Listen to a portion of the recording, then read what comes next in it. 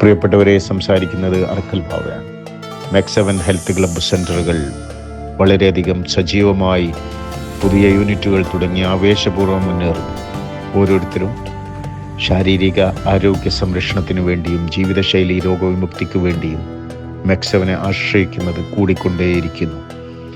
ശ്രദ്ധിക്കുക, രാവിലെ എഴുന്നേറ്റ ഉടനെ 1-2 ഗ്ലാസ് വെള്ളം കുടിക്കുകയും ഈന്തപ്പഴമോ കുതിർത്ത ഉണക്കമുന്തിരിയോ നിങ്ങളുടെ സൗകര്യം പോലെ കഴിക്കാം. ഇരുട്ടാണെങ്കിൽ ചെറിയ വെളിച്ചമോ ഫോൾഡ് ചെയ്യാവുന്ന വടിയോ കയ്യിൽ കരുതുന്നത് നല്ലതാണ്.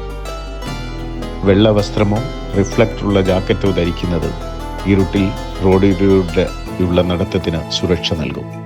സ്വർണ്ണാഭരണങ്ങൾ ധരിക്കാതിരിക്കലാണ് സുരക്ഷിതത്വം. ഒരേ സ്ഥലത്ത് നിന്നും സെൻറ്ററിലേക്ക് വരുന്നവർ ഒരുമിച്ചാവുന്നത് യാത്ര ഒരുമിച്ചാക്കുന്നത് നല്ലതാണ്.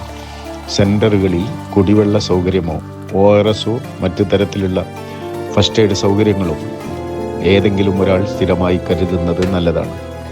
നിശ്ചിത സമയക്രമം പാലിച്ചും അധികം നീണ്ടുപോവാതെയും വ്യായാമം തീർക്കാൻ ട്രെയിനർമാർ ശ്രദ്ധിക്കണം. ക്യാപ്റ്റൻ നിർദ്ദേശിച്ചതുപോലെ, സലാഹുദ്ദീൻ സാറിൻ്റെ നിർദ്ദേശം പോലെ അമിതഭാരമുള്ളവർ, കാൽമുട്ടിനോ അരക്കെട്ടിനോ വേദനയുള്ളവരൊക്കെ ബെൻഡിങ് എക്സസൈസും ജമ്പിങ് ജാക്സും ചെയ്യുമ്പോൾ ശ്രദ്ധിക്കുകയും ഡോക്ടറുടെ നിർദ്ദേശം പാലിക്കുകയും ചെയ്യുക. മരുന്ന് സ്ഥിരമായി കഴിക്കുന്നവർ കൃത്യമായ ഇടവേളകളിൽ ചെക്കപ്പ് നടത്തി മരുന്നുകളുടെ അളവ് ഡോക്ടർമാരുടെ നിർദ്ദേശപ്രകാരം കുറച്ചു കൊണ്ടുവരേണ്ടതാണ്. സൺഡേ ഫണ്ടേ മറ്റ് എൻ്റർടൈൻമെൻറ്റ് പ്രോഗ്രാമുകളൊക്കെ സംഘടിപ്പിക്കുന്നത് വളരെ സന്തോഷം നൽകുന്നതും അഭിനന്ദനാർഹമായ കാര്യവുമാണ്. എങ്കിലും ടൂറുകളും മറ്റ് യാത്രകളും ഒക്കെ സംഘടിപ്പിക്കുമ്പോഴും ഏത് പ്രോഗ്രാം സംഘടിപ്പിക്കുമ്പോഴും വേണ്ട ജാഗ്രതകൾ പുലർത്തുക. സൗകര്യമുള്ളവർ പങ്കെടുക്കുക. അതേപോലെ തന്നെ മറ്റുള്ള ആളുകളെ കൂടി പുതുതായി സെൻറ്ററിലേക്ക് കൊണ്ടുവരാൻ ഓരോരുത്തരും ശ്രദ്ധിക്കുക.